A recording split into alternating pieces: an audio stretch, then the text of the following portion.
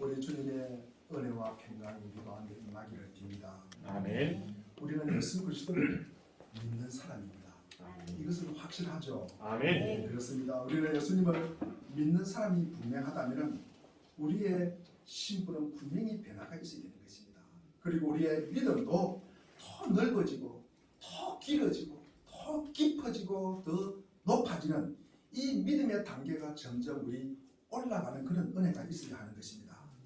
그러나 우리가 믿음의 사람임에도 불구하고 우리 속에는 늘 좌절감이 있어요. 늘 또 넘어지기도 합니다. 그러면서 내가 예수 믿는다 하면서 이 정도밖에 안 되는가, 그런 회의가 들 때가 또 있습니다. 그것뿐만 아니라 내가 진짜 믿음의 사람인가, 내가 진짜 목사인가, 이런 생각이 의심이 들 때가 있습니다. 그러니 우리가 예수님을 믿고 하나님의 자녀가 된 것과 우리가 하나님의 자녀다운 삶을 살아가는 것은 상당히 거리가 있다, 그렇게 생각을 합니다. 그렇다면 우리가 하나님의 자녀 된 것을 포기할 수 있습니까? 포기할 수 없습니다. 우리가 천국에 들어가는 천국 입성을 갖다가 취소할 수 있습니까? 그러지를 못합니다. 우리는 하나님의 존재를 인식하고 예수 그리스도를 우리가 받아들이고 믿으면은 우리가 하나님의 자녀로서의 그 자리에서 절대로 추방되지 않을 것이다. 그러면서 천국 입성은 취소되는 일이 절대 없을 것이다. 아마 우리가 이런 뻔뻔스러운 믿음의 확신이 분명히 있어야 하는 것입니다. 이런 하나님의 자녀 된 것과 하나님의 자녀되어다운 삶을 살아가는 이 갭, 이 차이를 우리가 메꾸도록 우리가 하나님의 자녀다운 수준에 이르기까지 우리가 알아야 할 것이 무엇일까? 우리가 가져야 할 것이 무엇인가를 오늘 본문을 통해서 은혜 받는 귀한 시간이 되기를 바랍니다. 우리 오늘 본문 6절을 한번 우리가 더 읽어보겠습니다. 6절입니다. 시작. 강하고 강하다 너는 내가 그들의 조상에게 맹세하여 그들에게 주라 하나를 이 백성에게 찾아가게 하리라. 이 출애굽한 이스라엘 백성들에게 40년 광야 생활을 마치고 가나안 땅에 입성하려고 합니다. 모세는 마지막 유언 같은 메시지를 남긴 후에 느보산에 올라가서 최후의 죽음을 맞이합니다. 이후에 모세의 뒤를 이어서 이스라엘의 새로운 지도자 여호수아가 하나님께 주신 말씀이 오늘 본문인 강하고 담대하다, 2022년 우리 물된 동산교회 표어입니다. 여기서 우리가 강하다는 말은 이 하자크는 손에 힘이 잔뜩 들어간 상태를 이야기합니다. 그리고 담대하다는 이 아마츠라는 말은 무릎에 힘이 잔뜩 들어간 상태를 말합니다. 그래서 손과 무릎에 힘이 있어야 우리가 버틸 수 있는 것입니다. 그리고 그 마음이 흔들림 없이 견고하게 유지될 수가 있는 것입니다. 성경에 많은 위인들이 나옵니다. 때로는 우리의 사자굴에 들어갔다가 살아나온 이 다니엘도 기억하고요. 그리고 혼자서 믿음의 길로 간 이 야곱도 우리가, 그리고 이 이단들과 싸운 엘리야도 우리는 너무나 잘 알고 있습니다. 이런 믿음의 출중한 분들이 계시는데도 불구하고 우리는 강하고 담대하라 그러면 가장 먼저 생각나는 사람이 누구냐 그러면 여호수아입니다. 여호수아가 늘 우리가 엎뜸으로 우리에게 기억이 되는 것입니다. 우리가 여호수아를 강하게 담대한 자로 알고 있는 것은 그가 이뤄낸 말년의 결과이기 때문입니다. 여호수아가 이스라엘 백성을 데리고 요단강을 건너갑니다. 그리고 여리고 성을 무너뜨립니다. 가나안 정복 전쟁을 주의합니다. 또 죽음에 임박해서 이스라엘 백성들을 세겜에 모아놓고 우리 여호수아 24장 15절에 보면 오직 나와 내 집은 여호와만 섬기겠노라. 너희는 어떻게 할 것이냐? 너희는 어떻게 할 것이냐? 이 한마디에 갈팡질팡하던 이스라엘 백성들로 하여금 하나님을 여호와를 섬기겠노라고 결심하게 만든 이 강하기 거지없는 이 여호수아, 우리는 그 머리에 깊이 우리는 꽂혀 있다는 말씀입니다. 우리는 결과가 좋으면 우리가 과대평가하는 경향이 있습니다. 성경에서 아마 우리가 위인이다 그러면은 아마 우리와는 뭔가 다를 것이다, 이렇게 생각을 받아들인다는 거죠. 위인이라면 아마 스스로 굉장히 분발하는 요소가 우리와는 다를 것이다. 그러면서 이 일을 수행할 수 있는 천부적인 능력을 하나님께서 받았거나 태어나면서 가졌을 것이라고 우리는 착각을 합니다. 여호수아는 천성적으로 아마 장군이고 그리고 강하고 담대할 것이라고 우리는 쉽게 믿습니다. 이것이 우리 믿음의 성장의 최고의 약점입니다. 제가 믿음의 약점을 몇 가지를 말씀을 드립니다. 잘 들으시기를 바랍니다. 신명기 우리 34장 5절에 보면은 모세는 여호와의 말씀대로 모압 땅에서 죽습니다. 그러면서 벳볼 맞은편은 모압 땅에서 장사되는데 아직 모세의 무덤은 찾지를 못했습니다. 실제로 보니까 모세에게 죽을 때 120세에 죽었는데 그때 눈이 흐리지 않고 기력도 시하지 않았다고 기록하고 있습니다. 이어서 바로 여호수아 1장 1절에 보면은 모세가 죽은 후 여호와께서 여호수아에게 말씀하시되 내 종 모세가 죽었으니 이제 너를 이 모든 백성과 더불어서 이 요단강을 건너 내가 이스라엘 자손에게 주는 그 땅으로 가라고 말합니다. 문제는 이 말씀을 받은 여호수아가 당황하고 떨고 있고 그리고 어쩔 줄 몰라 하고 있다는 것입니다. 그 증거가 6절에도 오늘 마음이 강하고 담대하다. 그 다음에 7절에도 그 말씀을 반복하고 있습니다. 9절에도 반복합니다. 18절에도 4번이나 반복을 하고 있습니다. 이것은 우리가 여호수아가 강하고 담대하지 않다는 반증을 나타내고 있는 것입니다. 여호수아는 장군이 아닙니다. 원래는 우리 모세의 부관입니다. 그러니까 군대 용으로 닭가리 하는 것입니다. 우리 시다발이라 그러죠. 잔신분부를 하는 사람에 불과한 사람입니다. 그런데 모세가 종종 산에 올라가서 하나님을 만나고 명령을 받아 내려옵니다. 시내산에서 그가 율법을 받으러 올라가서 40일 동안 거기 있습니다. 아마 밑에 있는 이스라엘 백성들이 죽은 줄 알았습니다. 이번에도 올라갈 때 자주 그렇게 오르내리니까 모세는 그렇게 자주 하니까 하나의 올라간 사건으로 아마 알고 있었습니다. 그런데 모세가 거기서 죽을 것이라고는 아무도 생각을 못했습니다. 모세가 죽다니. 그 이유가 우리 신명기 34장 5절에 말씀한 것과 같이 이 모세는 죽을 때 나이가 120세이지만도 길을 똑시하지 않고 눈도 흐리지 않았다. 누구도 모세는 이스라엘 민족을 출애굽시킨 하나님의 종이 신실한 하나님의 종이다. 그리고 하나님의 위대한 사자로 이스라엘 백성을 이끌고 가나안 땅에 들어가는 것은 너무나 당연한 것이라고 알았습니다. 이제 요단강에 이르러 강 건너 가나안을 눈앞에 두고 하나님께서 모세를 데리고 가실 거라고 누가 상상이라도 했겠습니까?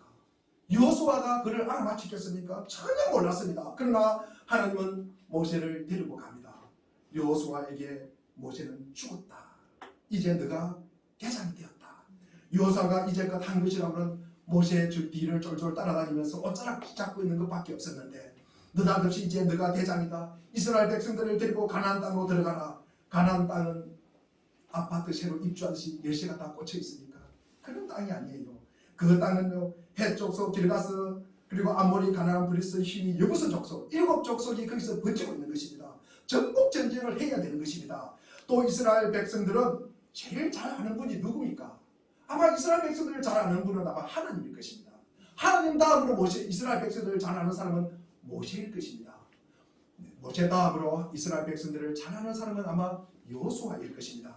여호수아는 모세의 시종으로 이스라엘 백성들이 얼마나 모세를 괴롭히는지 알고 있잖아요. 톡하면 원망하고 불평하고 애국으로 돌아가겠다 그러고 그것이 뭡니까? 이스라엘 백성들의 모습이잖아요. 그 모습을 여호수아는 똑똑히 봤잖아요.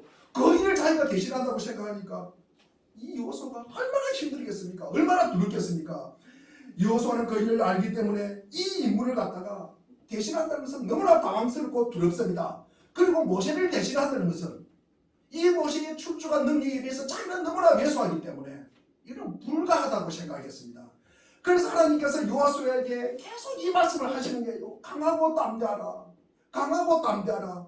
우리가 오늘 본문을 접하면서 반드시 기억해야 할 중요한 메시지는 하나님께서 우리를 어디서부터 출발시킨다는 것입니다. 이 사실을 우리는 끊임없이 명심해야 되는 것입니다. 즉 여호수아가 담대한 능력과 소질은 처음부터 가졌는가? 그 처음부터 그 능력을 갖고 있기 때문에 나중에 위대한 삶이 되었는가? 그렇지 않다는 것입니다. 그 사실을 우리는 꼭 기억하셔야 되는 것입니다. 전쟁할 능력이 없었지만 하나님을 전적으로 신뢰함으로 모세의 일을 대신하였다는 것. 즉 처음부터 능력이 없다고 포기하고 좌절감부터 가져서는 안 된다는 말씀입니다. 이 사건에서 우리가 배워야 할 참으로 중요한 교훈입니다. 동시에 하나님께서 주시는 이 명령의 참뜻을 우리가 알아야 합니다. 너는 마음을 지극히 강하고 담대하게 하라. 우리가 믿음의 생활하면서 잘 썩는 부분이 이것입니다. 강하고 담대하라. 그러면 강하고 담대해집니까? 너 공부 잘해라. 그러면 공부가 잘해집니까? 너 믿음을 가져라. 그러면 믿음이 어떤 믿음이 쑥쑥 생깁니까? 너 용기를 가져라. 그러면 용기가 충천하십니까? 그렇습니까? 대답이 없는 거 보니까 그런가 보네. 제가 확실하게 더 말씀을 하기 위해서 예를 들어서 제가 설명을 하겠습니다. 우리가 잘 아는 데살로니가전서 5장 16절 이하입니다. 뭡니까? 항상 기뻐하라.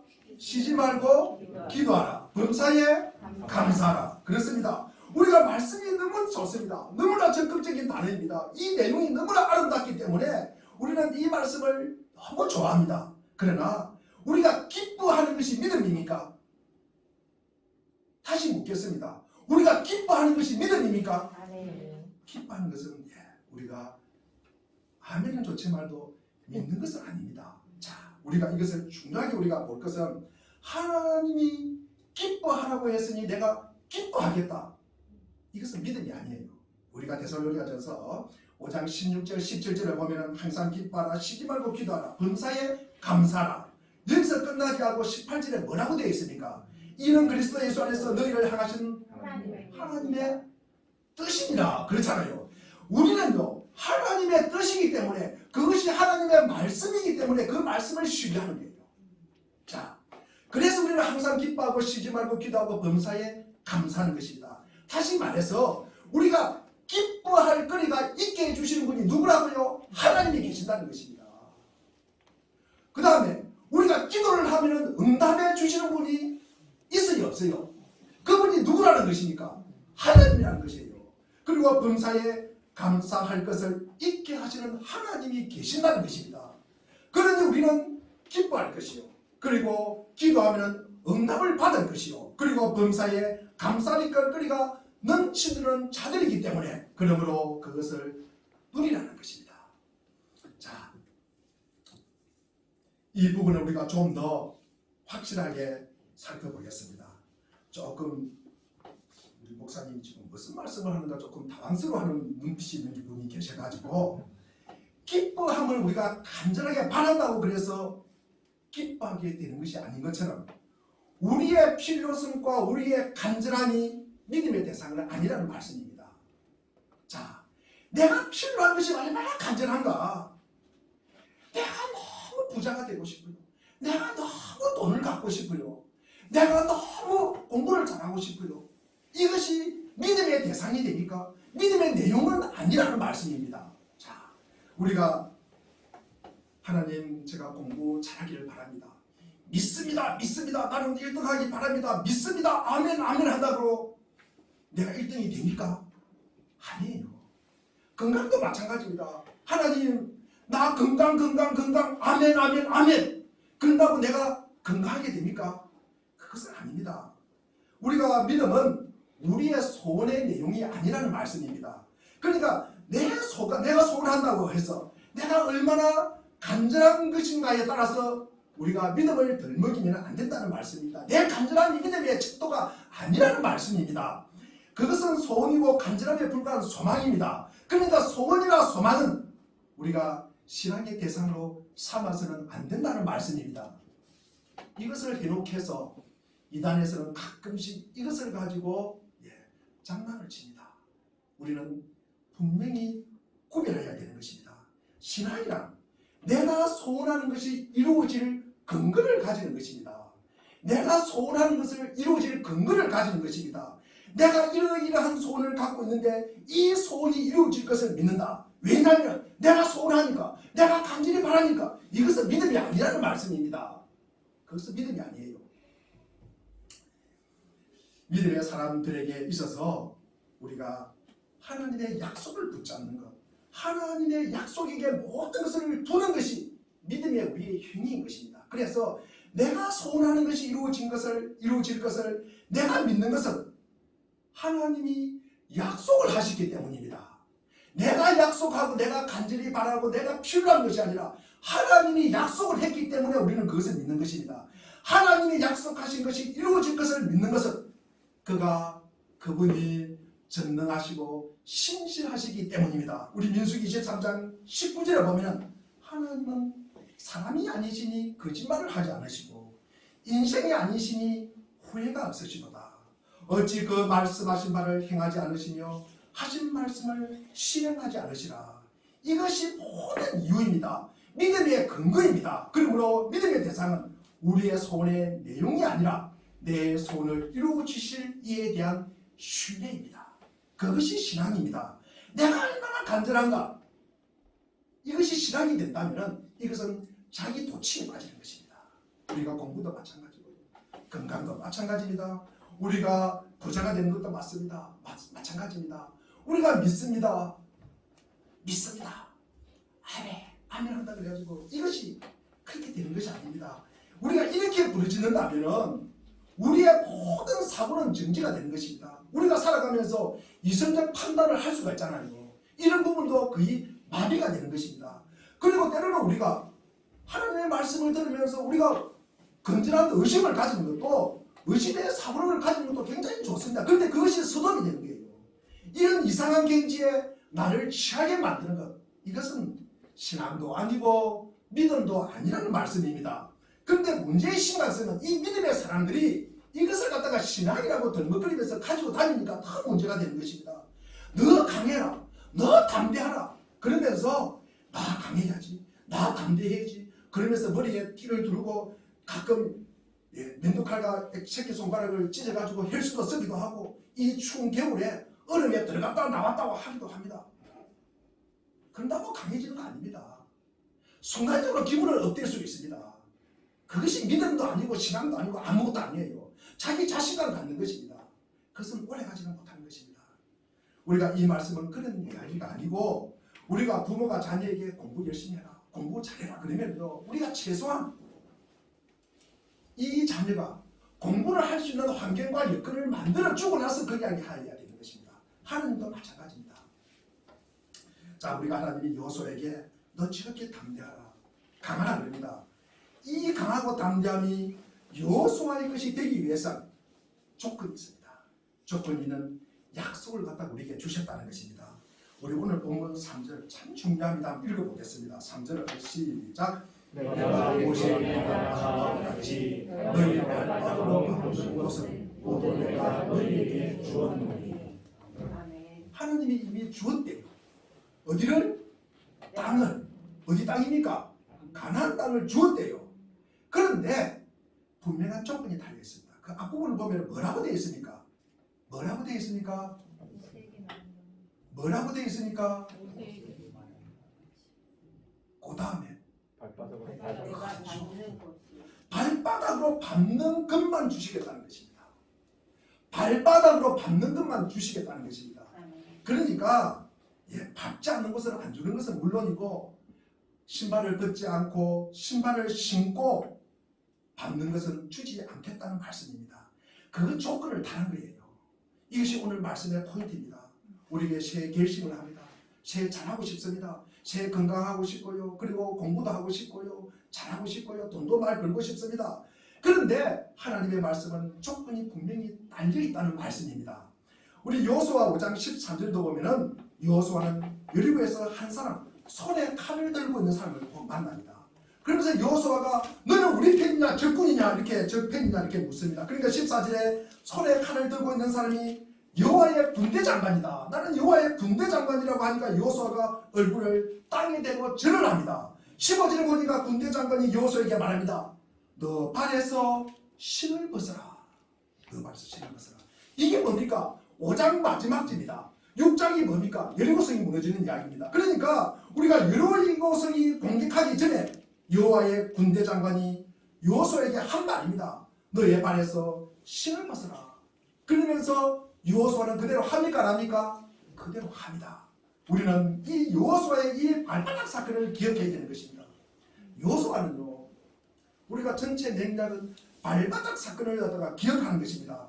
발바닥으로 밟는 것을 주시겠다고 하시고 그것을 조건으로 해서 강하고 담대하라는 것입니다. 이 난공불락 이리고성을 무너뜨리는 것. 그리고 하루 한 바퀴 며칠을 돕니까? 7일을 돌고 마지막 날에 몇 바퀴 돕니까? 7바퀴를 도는 것. 특히 지휘관 여호수아에게 이 발바닥이 결과입니다. 결과라는 것입니다. 요단강을 건너는 사건도 마찬가지입니다. 여호수아 3장 우리 15절에 보면은 언약궤를 맨 제사장들의 발이 물에 잠기자 16절에 보니까 흐르는 물이 멈추고 17절에 보니까 요단 가운데 마른 땅에 굳게 섰고 이스라엘 백성들은 건너갑니다. 이어서 우리 4장 18절을 한번 찾아보시면 제사장들은 요단강을 나와서 육지를 밟는 동시에 원래대로 되었다. 그러니까 언약궤를 맨 제사장의 발이 요단강에 잠기자 흐르던 물이 멈추고 이스라엘 백성이 다 건너가고 맨 나중에 이 제사장의 발이 육지를 밟는 순간에 요단강이 물이 그대로 멈췄던 물이 흘렀다는 말씀입니다. 그래서 밟는 것이 중요해요. 맨발로 그것도 밟는 것이 중요하다는 것입니다. 우리 사회에 뿐만 아니라 유대 사회에 우리 지금 뭐 이렇게 맨발로 다니는 사람이 있습니까? 아마 유대 사회는 이 맨발바닥으로 우리가 다니는 사람은 종들이 그렇게 하였다는 것입니다. 자유인들은 신을 신고 다녔습니다. 설리팔을 신고 다녔습니다. 우리가 이 맨발바닥 사건은 이 사건을 몸소 실천한 사람이 여호수아입니다. 그래서 하나님의 종으로 신실하게 살아간 자가 여호수아라는 것입니다. 누구보다도 하나님의 신실한 종으로 맨발바닥으로 신발을 벗은 사람이 여호수아라는 것입니다. 이 발바닥 사건이 여호수아 우리 1장 3절에도 나오고요. 3장 13절 15절 그 다음에 4장 18절 뿐만 아니라 5장 15절에도 나옵니다. 우리가 모세가 시내산에서 하나님을 처음 만났을 때도 마찬가지입니다. 출애굽기 3장 5절에 보니까 이리로 가까이 오지 말아라. 너가 서 있는 곳은 거룩한 땅이니 너는 신을 벗어라. 사도행전 7장 33절에도 스데반이 설교할 때 이 역사적 사건을 갖다가 다시 강조를 합니다. 너 발에서 신을 벗어라. 성경은 발바닥 사건으로 너는 내 종이라는 의미입니다. 너는 네가 선 곳은 거룩한 땅이니 그 땅이 거룩한 것이 아니라 지휘권을 쥔 통치자가 거룩하니 너는 그 앞에서 쫄병이라는 말씀입니다. 우리가 하나님의 자녀가 되었다는 것, 우리가 제일의 자리에서 축복의 자리로 옮겨가는 것입니다. 이것뿐만 아니라 우리가 이어서 이것은 우리가 하나님을 우리의 주인으로 섬기겠다는 고백입니다. 이 고백은 하나님의 요구 조건입니다. 주와 그리스도로 삼으신 하나님의 목표입니다. 예수 그리스도는 우리의 그리스도인 동시에 구주시요 그리고 주인입니다. 모든 믿는 사람의 최고의 약점은 그가 축복을 얻고 우리가 구원을 얻었다는 사실에 만족하면서 내가 하나님의 종으로 살아간다는 사실은 잊어버리는 거예요. 이것이 믿음의 사람의 최대의 약점입니다. 믿음의 사람은 영적 차원에서 하나님의 군사들이라 그랬습니다. 군사는 명령 하나에 그들의 인생과 삶을 맡기는 자입니다. 우리는 이것을 잊고 살 때가 가끔 있다는 것입니다. 우리는 어쩌다가 가진 알라딘의 마술 램프와 같은 신앙을 가지고 필요할 때마다 문질러서 나타난 마왕에게 이것을 해라 저것을 달라고 합니다. 그러나 마왕이 가진 능력을 필요로 할 뿐이지 마왕이 나의 주인은 아닌 것입니다. 마왕의 주인은 알라딘입니다. 그것이 믿는 신자들의 최고의 약점입니다. 하나님께서 능력을 갖고 계시다는 것을 알기 때문에 우리는 모든 미사 여부를 동원해서 그분을 찬양합니다. 전능하신 하나님이여 거룩하신 하나님이여 아니 계신 곳이 없으신 하나님이여 오늘도 우리에게 일용할 양식을 주시고 이렇게 온갖 우리가 아름다운 표현을 붙이지만 결국 오늘 내가 필요로 하는 목적만 찾습니다. 이것이 신앙 성장의 최고의 약점입니다. 우리가 최고의 관심사는 우리가 가진 계획이 어떻게 하면 하나님의 능력을 동원할까 하나님의 능력을 필요로 할까가 아니라 하나님께서 우리 인생을 무엇으로 쓰고 싶으실 것인가 그것을 위해 어떻게 내가 해야 되는데 관심을 가져야 하는 것입니다. 하나님께서 내 인생에 어떤 임무를 맡기시려고 나는 이 나라, 이 민족, 이 시대에 이 지점 내가 여기 와 있는가를 갖다가 우리가 한번 상상하고 생각해 봐야 된다는 것입니다. 하고 많은 땅 중에 그리고 교회 중에 많은 시간 중에 왜 내가 여기 와 있을까? 이것이 마땅히 우리가 머리 풀고 진짜 죄를 뒤집어 쓰고 그리고 땅을 치며 통곡할 문제입니다. 우리가 한순간이 아니라 평생 살아가야 할 싸움입니다. 믿음의 사람은 이 문제를 빼놓고는 우리가 그리스도인이라고 할 수가 없습니다. 신자라고 믿는 자라고 할 수가 없는 것입니다. 믿음의 사람의 삶이란 하나님께서 하시고 싶은 일을 표현하기 위해서 배역을 맡았고 그 배역이 때로는 영광 속에서 그 일을 할 수가 있고 때로는 그 일이 고통 속에서 할 수 있는 것입니다. 그것을 연출하시는 분은 하나님이십니다. 나에게 이 일 때문에 우리 인생이 보람이 있다는 사실입니다. 이 하나를 간증하기 위한 존재로 우리는 살아간다는 사실입니다. 제가 스데반의 예를 한번 들어보겠습니다. 스데반의 순교 장면에서 그의 죽음의 태도입니다. 사도행전 7장에 보면은 스데반이 돌에 맞아서 스데반 집사님이 돌에 맞아서 죽으면서 기도합니다. 하나님 아버지, 저들의 죄를 용서해 주옵소서. 저들이 지금 하는 짓을 모릅니다. 그러면서 이 죄를 그들에게 돌리지 마옵소서. 쉽게 이해하자면은 그가 돌에 맞아 죽는 그 일이 보람이 너무 크기 때문에 자기가 죽는 주제에 자기를 죽이는 사람들에게까지 그 혜택을 줄 수 있는 정도로 엄청난 세계에 살고 있다는 것입니다. 자기가 죽으면서도 자기를 죽이는 자에게 혜택을 주고 싶어요. 유익을 주고 싶다는 것입니다. 그것이 스데반이 가진 은혜입니다. 그 믿음입니다. 그가 갖고 있는 인생의 보람이 너무 많아서 그 옆에 있는 사람이 악당들이든 원수이든 나눠줄 수밖에 없는 것. 자기만 좋아하는 사람만 몇몇 불러가지고 은밀하게 나눠줄 만큼이 아니라 오는 대로 모든 이에게 모든 사람이 가지고 가지 못할 만큼 나누어 주어도 남을 만큼 그 인생에 보람이 있었다는 것이요. 그 맛을 가지고 스데반 집사는 살았다는 것입니다. 지에 관한 이야기를 하겠습니다. 저는 이곳 강단에 설 때마다 참 미안합니다. 제 말을 들어주시는 여러분 참 존경스럽습니다. 사실 저는요, 여러분보다 별로 나은 것이 없습니다. 그것이 얼마나 저를 갖다가 낙담하게 하고 좌절하게 하는지 모릅니다. 특히 설교에서 말입니다. 하나님의 말씀을 전하는 설교를 하는 것인지 논문을 발표하는 것인지 모르겠다. 오늘도 제가 하는 이 토박하고 이해하기 위해서는 온 정신을 집중해야 하고 또 너무나 솔직한 표현으로 인해서 누군가가 상처를 입혔을지도 모른다는 안타까움이 있습니다. 그러나 이 목사는 수량도 덜 되고 부족하다 보니까 저의 실수를 고치려고 하지만 그 실수는 다음 주에도 동일하게 반복되고 있다는 것입니다. 제가 생각을 해보았습니다. 그럼에도 불구하고 제가 이 강단에 선 것은 무엇일까? 제가 자살하지 않고 이 강단에 설 수 있는 것은 무엇일까? 저는 단 하나의 삶의 맛이 나에게 있기 때문에 아직 자폭하지 않고 살아갑니다. 그것은 바로 설교하는 맛입니다.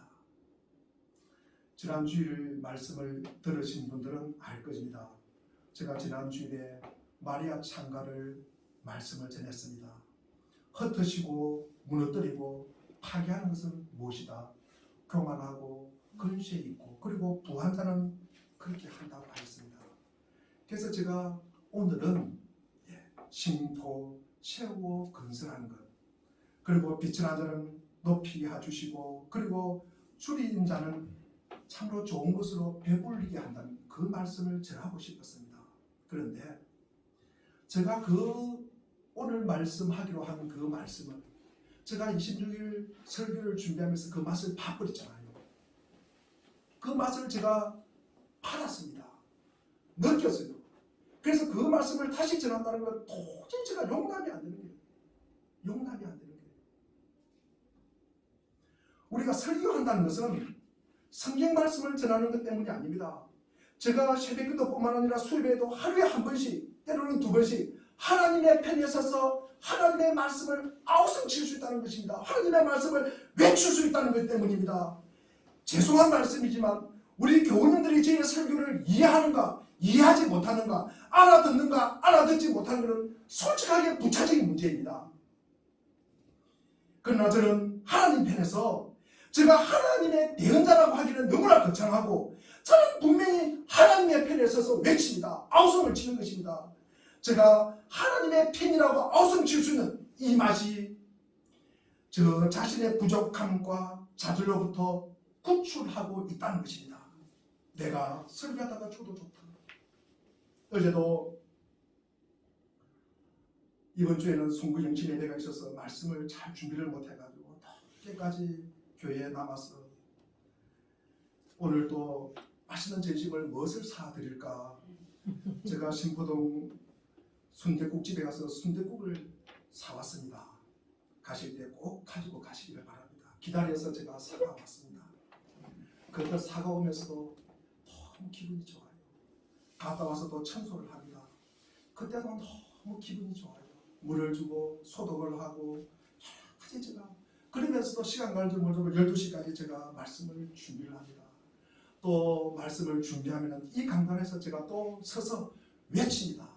혼자서 울기도 하고 불기도 하고 또 속된 말로 원맨쇼를 합니다. 제가 이 자리에서. 그런데 우리는 이 감격은요 우리 모두에게 아마 있을 것입니다. 우리들에게 허락된 인생의 환경과 기간이 있습니다. 우리를 바라보는 친척과 친구와 그리고 이웃들이 있습니다. 그분들 앞에서 우리가 할 수 있는 한 가지, 나는 하나님의 쫄병입니다. 나는 하나님의 종입니다. 나는 하나님의 말씀을 전하는 목사입니다. 우리가 이것만이 할 수가 있는 것입니다. 우리가 하나님의 쫄병을 군복을 입고 일을 하고 있느냐 하는 것, 이것이 발바닥 사건이라고 저는 여깁니다. 이것이 있는 한 우리는 담대할 수 있습니다. 이것이 신앙 성숙의 필수적인 도약 지점입니다. 이 도약 지점을 가지십시오.